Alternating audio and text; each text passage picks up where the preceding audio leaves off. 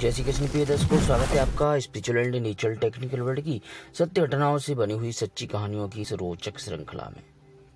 कुछ भक्तों की हमेशा यह शिकायत रहती है कि प्रभु उनकी कोई सहायता नहीं करते। उनके जीवन में इतने कष्ट आते हैं, इतनी परेशानियां आती हैं, परंतु प्रभु उनकी पुकार नहीं सुनते, जबकि वह उनकी पूजा अर्चना करते हैं, नाम भी लेते हैं। प्रिय भाई बहनों, प्रभु कभी अपने भक्तों को दुख नहीं देना चाहते, ना ही उन्हें यह अच्छा लगता है जब आप दुख में होते हैं उनका नाम लेते हुए। परंतु ध्यान देने वाली बात यह है कि जो हमारे प्रारब्धवश पूर्व जन्म के संस्कारवश जो कष्ट बनते हैं, कर्म फल बनते हैं, वो यदि हम ना भोगें तो हम शुद्धिकरण हमारा जो है पूर्ण रूप से नहीं हो पाएगा प्रभु चरणों तक पहुंचने के लिए। जिस प्रकार सोने को तपाया जाता है उसे शुद्ध करने के लिए, खरा करने के लिए, उसी प्रकार हमारे पापों को नष्ट करने के लिए प्रभु हमें कष्ट देते हैं। तो हमें प्रभु से प्रार्थना यह नहीं करनी कि हमें कष्ट मत दें, न दें, क्योंकि प्रभु ने गीता में स्वयं कहा है कि बिना कर्म फल भोगे उसको नष्ट नहीं किया जा सकता। कर्म फल तो भोगना ही पड़ेगा। अब इसमें क्या हो सकता है कि यदि आप प्रभु को ध्यान कर, उनके ध्यान स्मरण में रहते हैं, उनको अपना समझते हैं, उनसे प्रेम करते हैं, तो वह आपको इतनी शक्ति दे देंगे, या जो कर्मों के फल का जो परिमाण है उसे कम कर देंगे, जिससे आपको सहन करने में किसी प्रकार की दुविधा न हो। आज की जो सत्य घटना है वह है श्री जयमल जी की। प्रिय भक्तों, प्रभु श्री कृष्ण न केवल हमारा योगक्षेम वहन करते हैं, बल्कि भक्तों के मुख से निकली हुई वाणी को भी सत्य करते हैं। पुराणों में इसके अनेकों प्रमाण हमारे समक्ष प्रस्तुत हैं। ईसा की 16वीं शताब्दी में हुए राजा जयमल जी का जीवन चरित्र मैं आपको सुनाता हूँ, जो इस बात का ज्वलंत प्रमाण है। राजा जयमल राजस्थान की मेड़ता रियासत के राजा थे। उनके परदादा राव जोधा जी ने प्रसिद्ध जोधपुर नगर बसाया था। वह रसिक सरोमण संत श्री हित हरिवंश जी के शिष्य और राधा माधव जी के अनन्य भक्त थे। ठाकुर जी की सेवा पूजा में उनका बड़ा भारी अनुराग था। उसमें उन्हें जरा भी व्यवधान पसंद नहीं था। यहाँ तक कि उस समय कोई कितनी भी महत्वपूर्ण राज की सूचना क्यों न हो, वे उसे नहीं सुनाते थे और संदेश लेकर आने वाले को मृत्यु दंड दे दिया जाता था। यह आदेश उन्होंने सुना दिया था, जिस कारण के चलते हुए उन्हें पूजा के समय के दौरान कोई भी सूचना नहीं दी जाती थी। और यह एक तरह से सत्य भी है कि भगवान का जब हम ध्यान कर रहे होते हैं तो उनके अतिरिक्त और कुछ भी ऐसा महत्वपूर्ण नहीं है जिसकी वजह से पूजा में व्यवधान डाला जाए। राजा जयमल जी का एक सगा भाई भी था जो बिल्कुल ही नास्तिक था। उसे भगवान की सेवा पूजा में कोई लेना देना नहीं था, कोई मतलब नहीं था। साथ ही वह राजा जयमल से द्वेष भी करता था। यद्यपि वह मंडोवर जैसे समृद्ध राज्य का राजा था, पर उसकी महत्वाकांक्षा राजा जयमल के भी राज्य को हड़प जाने की थी।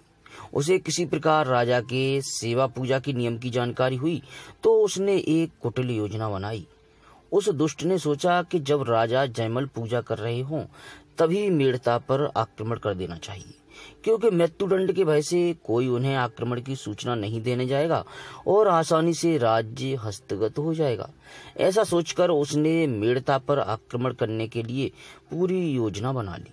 राज्य पर आए इस प्रकार के संकट को देखकर मंत्रियों ने विचार विमर्श करके राजमाता से निवेदन किया कि आप ही महाराज को यह सूचना दें कि उनके छोटे भाई ने हम पर आक्रमण कर दिया है, क्योंकि उनकी माता के द्वारा अगर उन्हें सूचना दी जाती है तो शायद वे उन्हें मृत्युदंड तो नहीं देंगे, परंतु उनकी बात को अवश्य सुन लेंगे। तो उन लोगों ने ऐसा ही किया।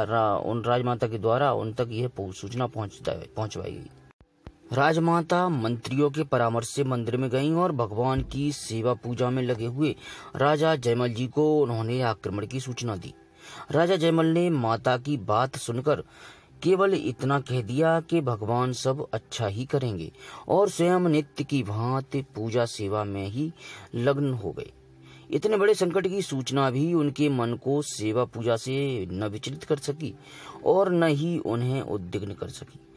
अब मंत्रियों के समक्ष समस्या थी कि वे किम कर्तव्य विमूढ़ हो रहे थे। उनकी समझ में यह नहीं आ रहा था कि वह अब क्या करे, क्योंकि राजा का कोई भी स्पष्ट आदेश उन्हें प्राप्त नहीं हो सका।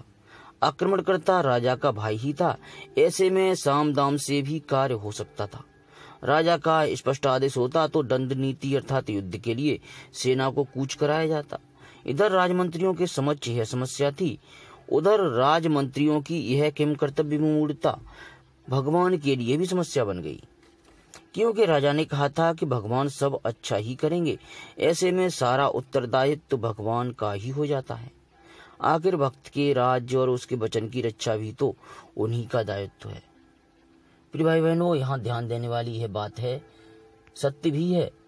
भगवान पर जब हम पूर्णतः आश्रित हो जाते हैं, सब कुछ उन्हीं के लिए छोड़ देते हैं, सब कुछ उन्हीं का मान करके, फिर वह ऐसा हो ही नहीं सकता कि वह रक्षा न करें या उस घोर संकट से न बचाएं, घोर विपत्ति से न उबारें। शत्रु सेना निर्बाध रूप से बढ़ी चली आ रही थी। जब सेना मेड़ता के एकदम निकट गई तो भगवान से न रहा गया।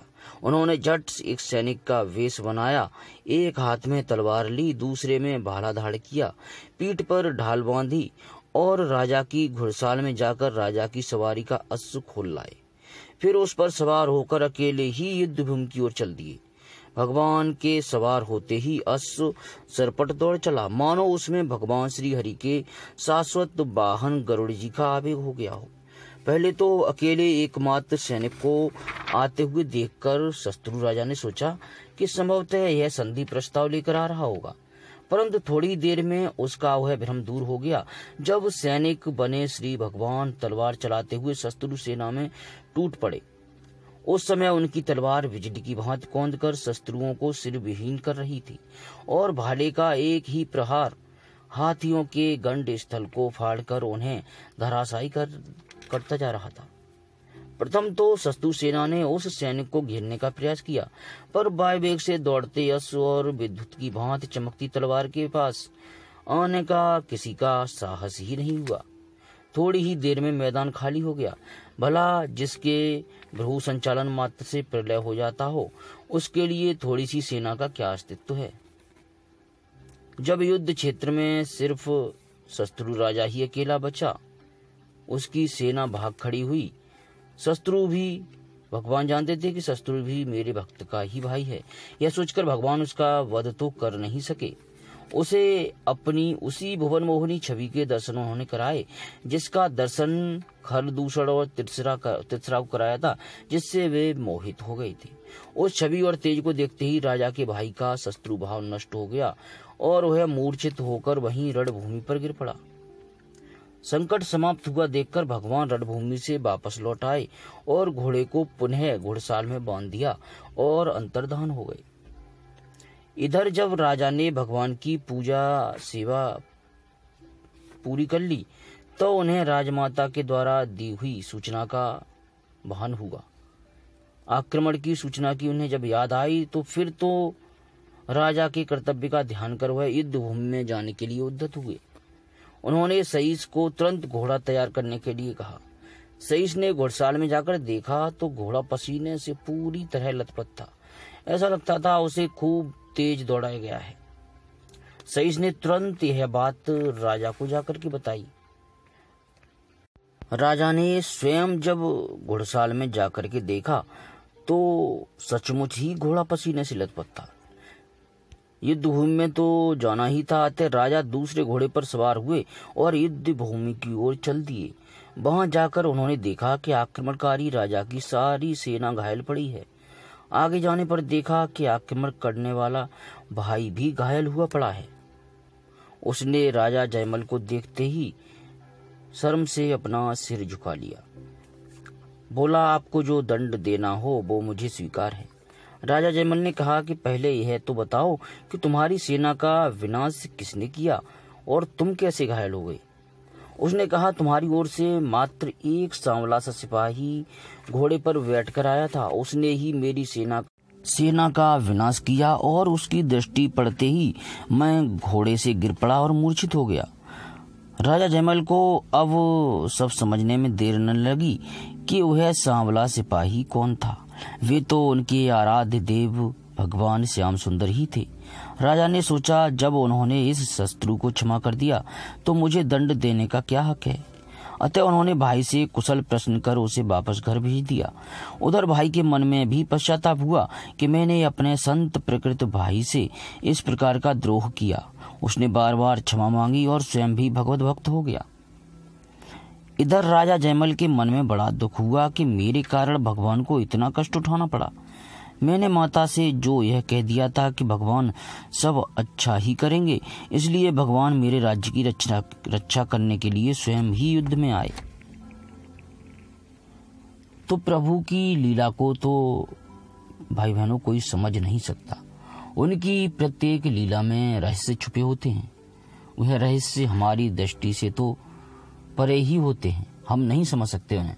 उनकी जितनी भी लीलाएं हैं, चाहे बाल लीला रही हो, चाहे दूसरी लीला कुछ भी रही हो, चोरी की लीला रही हो, माखन चोरी की लीला हो, सब में दिव्य रहस्य छुपे हुए थे।